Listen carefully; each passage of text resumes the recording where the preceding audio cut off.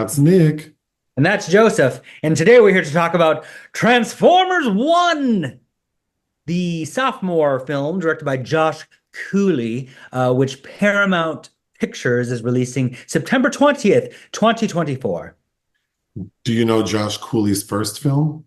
Was Toy Story 4, which I have not seen, and neither has Quentin Tarantino. Oh, okay. I don't That's know if you didn't hear about that. useless news I can't use. No, I did not hear about that.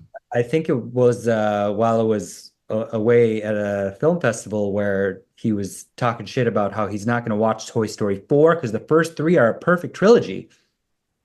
Okay, girl. I know. What is Transformer 1 about? The film depicts the origins and early relationship of Optimus Prime and Megatron and how they forever changed the fate of Cybertron, the home planet of the Transformers. What is your pull quote? Although it bears a positive message for children, Transformers 1 is not a film with much to offer for anyone who isn't enthralled by heroic, shape-shifting vehicular aliens, some voiced by questionable cast members. Mhm. So you weren't feeling this one. I didn't hate it, but it's also, let's be clear, this is not for me. I guess notably, it's the first animated Transformers film in 38 years. Oh, this is a cartoon? It is a cartoon. It's an Oh, I didn't know that. Well, all this trouble for a cartoon? No, I'm just kidding. Well, I'm going to try to tell the basic story. Clearly, I did not watch this movie. Okay, and also we reviewed a Transformers film not too long ago that I thought was the origin story. So, well, it was a prequel, the Rise of the Beast film, which was, to be fair, this is better than that nonsense, but oh, I don't know why we still, I don't, mm, mm. okay. So, what do I understand about this movie? So, there was an original Optimus Prime, not the one we all know from the other movies. And that that Optimus Prime, he created a planet, Cybertron, to have a safe space for his people.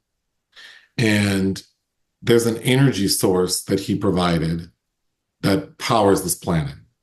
Energon.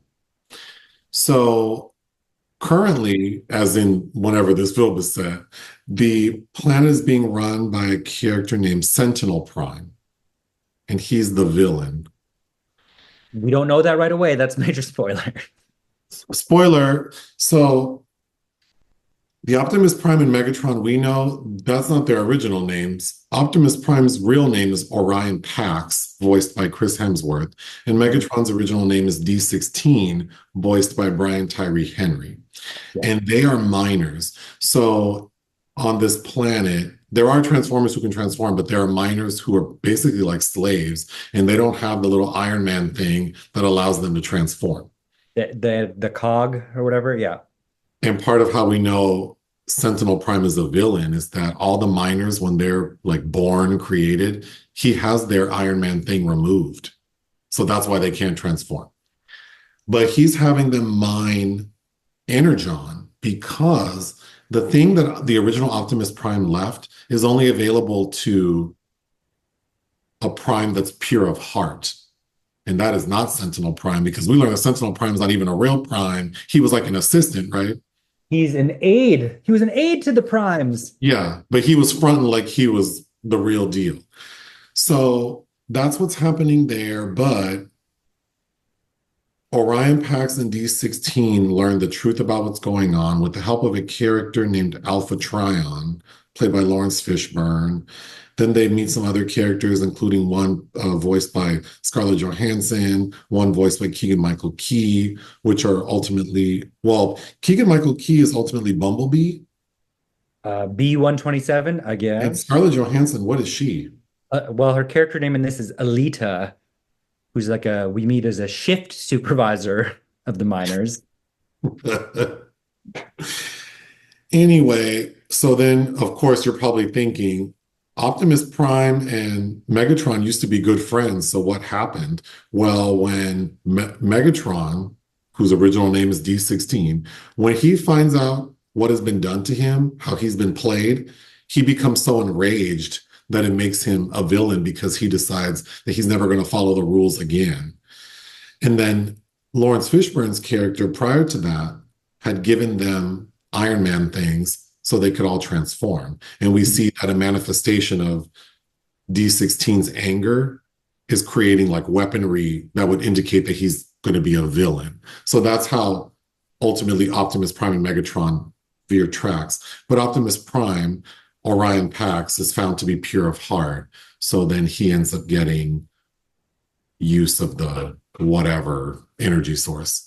Well, no, the object, because this is one of those films where everybody is colluding to find an object.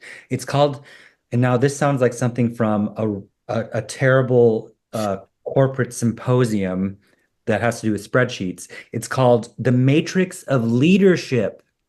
That is what we are looking for, the Matrix of Leadership. So of course they find it, and Optimus Prime, Orion Pax can use it because he's pure of heart. The end. I mean, they meet other, like there's some other Transformers they meet who take sides with Megatron, like Starscream and all that. From the High Guard, where one of which is voiced by Steve Buscemi. We also of note, John Hamm is Sentinel Prime, who is hamming it up for sure. Okay, I want to know about your questionable casting comment. Well, again, the voice performance of Ham I thought was terrible. Scarlett Johansson was really getting on my nerves as Elita, and then Keegan-Michael Key is that broad comedy that's aimed at children because even the adults that were cheering when Optimus Prime makes his entrance, nobody was laughing at any of them jokes. So I don't know. That's why it just made me feel like this is for children and aficionados of the Transformers.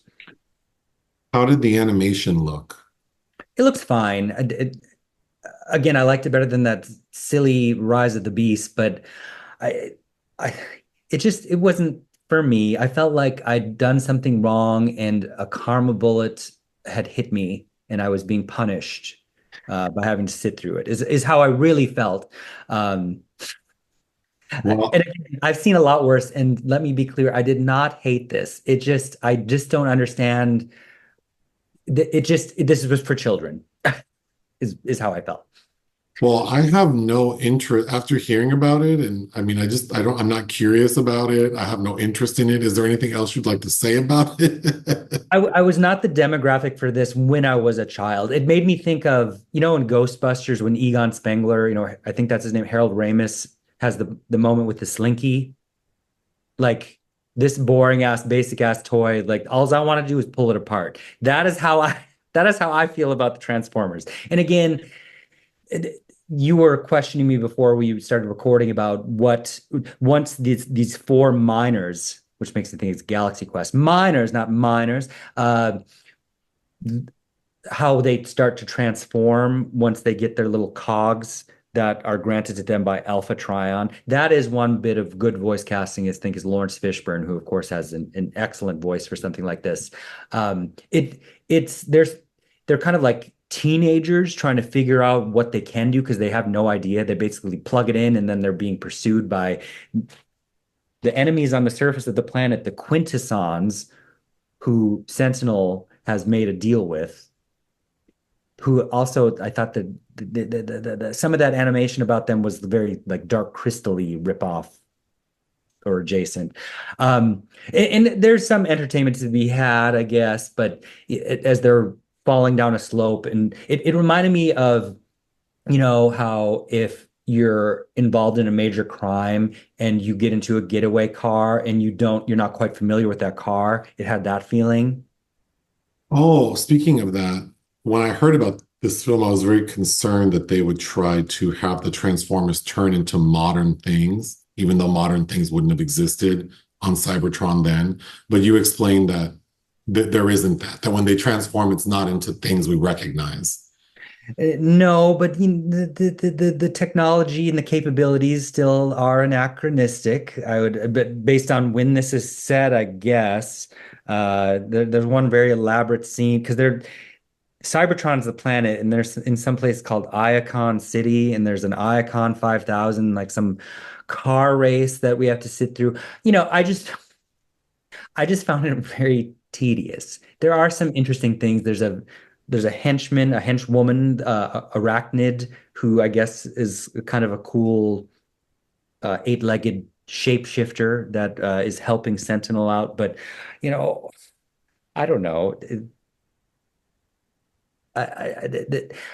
Based on, I think knowing that somebody like Josh Cooley did this, I had maybe higher hopes for it because he's an Oscar winner for Toy Story 4, and also was one of the co-writers of Inside Out, which I think is just incredibly well written animated film.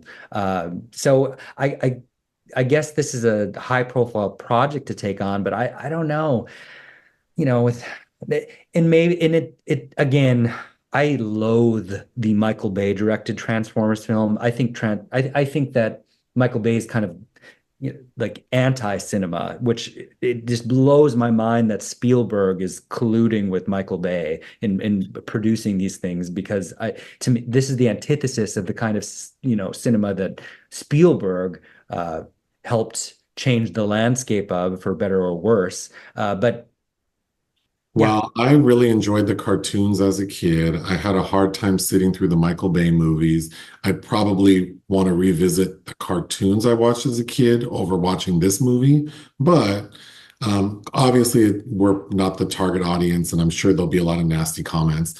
But speaking of voice work, James Earl Jones died, yes. so I feel like you have to mention him when you mention voice work. Uh, well, There's no greater voice work actually than that. And you know what I didn't realize is that he grew up with a stutter that he had to overcome. okay, Joe Biden, Joe Biden. But again, per my poll quote, I think that this is probably meaningful for children to see, because if you take away anything from this, it's realizing that whatever boxes that society is putting us in and telling us that these are our limitations. I mean, you can't believe that bullshit at any time, anywhere, from anyone. You pursue what you want to. So I think that with the miners and the Orion Pax character, etc., I think for a certain uh, child that knows how to interpret that, I think this could be powerful. But you know, we're talking the 8 to 10-year-old range here in my mind. What would you give Transformers 1 Two. out of 5? Mhm. Anything else? No. Join us on Patreon and listen to our podcast. Bye.